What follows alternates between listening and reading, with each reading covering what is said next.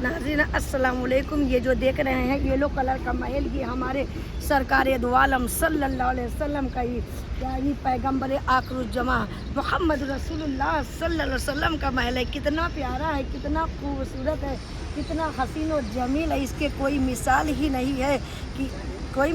नहीं है कि बीबी आमना फरमाती हैं कि मैं घर में अकेली थी, यानी घर में कोई मौजूद नहीं था। आपके दादा अब्दुल मुत्तलिब खाने काबा के तवाफ़ के लिए गए थे। घर में बीबी आमना अकेली हैं कि अचानक आपको निशान विलादत ज़ाहिर होता। आप तन्हाई से घबरा जाती हैं, दिल में ख्याल करती हैं कि काश इस वक्त अब्दुल मनाफ के ख़ानदान के कुछ ख़वातीनें होती तो मेरे तन्हाई में मेरी सबब बन जाती। लेकिन किससे कहें, किससे बुलाएं, ना उम्र है, शर्म दामन गिर है। लेकिन नागहां जब अपने निगाहों को उठा कर देखती हैं तो आपका महल खूबसूरत ख़वातीनों से भरा पड़ा हुआ है। आप फरमाती हैं आप लोग कौन हैं, कहाँ से आई हैं? तो उसमें से एक ख़वातीन जो है यानी कि अर्ज करती हैं, ऐ आमिना, मैं आपको मुबारकबाद पेश करने आई हूँ कि आप पैगम्बर आखिरुज़्ज़मा सल्लल्लाहु अलैहि वसल्लम की माँ बनने वाली हूँ। मैं उम्मुल बशर हव्वा हूँ। दूसरे ने कहा मैं फ़िरौन की बीबी आसिया हूँ। तीसरी ने कहा मैं ईसा अलैहिस्सलाम की माँ मरियम हूँ। चौथी ने कहा मैं इब्राहीम अलैहिस्सलाम की अहलिया हाजरा हूँ। बाकी सब बूढ़े बहसती हैं।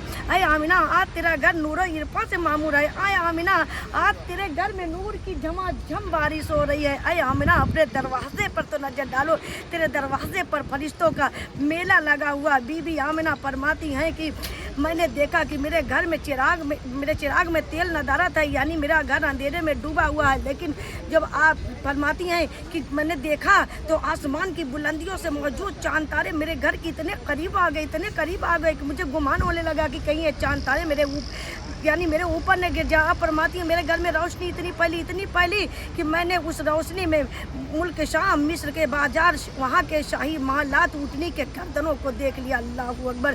बीबी आमना फरमाती कि मुझे प्यास लगी तो मैंने देखा कि घड़े में पानी भी नदारत है। आप फरमाती हैं जब जो है मैंने देखा कि एक खूबसूरत फरिश्ता गिलास में शरबत तुहुल लेकर हाजिर हुआ, शराब तुहुल लेकर हाजिर हुआ और फरमाया ऐ आमिना अशरबी।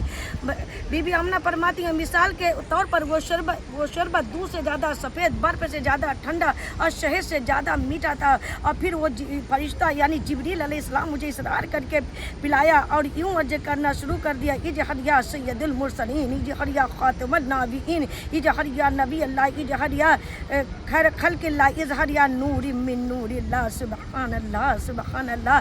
बीबी आमना फरमाती है कि मेरे बतन से, मेरे यानी शिकम मुबारक से एक ऐसा नूर निकला कि फर्श ज़मीन से लेकर अर्शे मुअल्ला तक रोशन हो गया। बीबी आमना ने अपने खादिमा को हुक्म दिया, ऐ खादिमा जाओ आपके दादा अब्दुल मुत्तलिब कोई खुशखबरी सुना दे, पैगाम सुना दो। खादिमा जाती है, क्या देखती है कि अब्दुल मुत्तलिब खाने काबा का तवाफ़ कर रहे हैं। आप खादिमा कहती है हे अब्दुल मुत्तलिब, मैं आपके लिए खुशखबरी लेकर आई हूँ, यानी पैगाम लेकर आई हूँ, मैसेज लेकर आई हूँ। अब्दुल मुत्तलिब फरमाते हैं खादिमा जो तू पैगाम लेकर आई है ना वो मुझे मालूम है। खादिमा कहती है मेरे और बीबी आमिना के सिवा तीसरे कोई खबर नहीं मालूम, अगर आपको मालूम है तो मुझे भी बता दीजिए। तो अब्दुल मुत्तलिब फरमाते हैं कि ऐ खादिमा तू यही खबर लेकर आई है ना, यही खुशखबरी लेकर आई है कि मेरे घर में यानी कि पैगम्बर आखिरुज़्ज़मा आ चुके हैं, मेरे घर में अव्वल आखिर नबी आ चुके हैं, मेरे घर में जो है अल्लाह का अव्वल आखिर नबी आ चुका है। अल्लाह अकबर।